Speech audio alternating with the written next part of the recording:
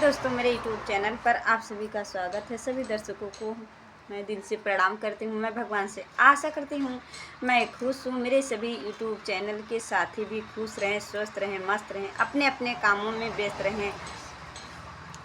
और मैं चुटकुला नाच गीत लेके आई हूँ। आप लोगों को अच्छा लगे तो लाइक सब्सक्राइब करना और कमेंट में बताना ये गाना कैसा लगा।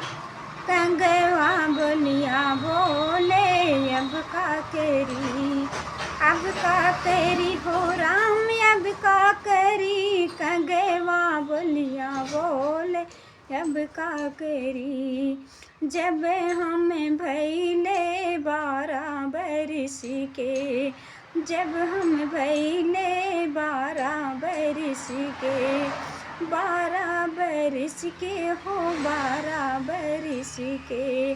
बाबा कैले बियाहवा अब का करी, बाबा कैले बियाहवा अब का करी। कंगवा बोलिया बोले अब का करी, अब का करी हो राम, अब का करी। कंगवा बोलिया बोले अब का करी। जब हम भैले 16 बरस के, जब हम भैले 16 बरस के। बाबा दिहले गवनवा अब का करी, अब का करी हो राम, अब का करी। बाबा दिहले गवनवा अब का करी।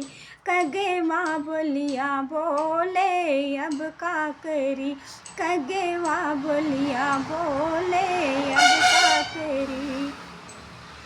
अब का करी हो राम, अब का करी। कंगवा बोलिया बोले अब का करी। पिया लगे गवनवा अब का करी, पिया लगे गवनवा अब का करी। गवना ले गए पिया गईले विदेशवा, गवना लेके गईले पिया गईले विदेशवा। जब हम भैले 20 बरस के, जब हम भैले 20 बरस के, 20 बरस के हो 20 बरस के। पिया लाए सवतिया अब का करी, संगे लाए सवतिया अब का करी। अब का करी हो राम, अब का करी। कंगवा बोलिया बोले अब का करी, कंगवा बोलिया बोले अब का करी। दे तू ना मोरी साथ सुडाली तलवरिया, दे तू ना मोरी सासू डाली तलवरिया। तजित अपने परनवा अब का करी, तजित अपने परनवा अब का करी। अब का करी हो राम, अब का करी। कंगवा बोलिया बोले अब का करी, कंगवा बोलिया बोले अब का करी। काहे के मोरी बवर पर जन्मा तू देबू, काहे के मोरी बवर तजबू परनवा।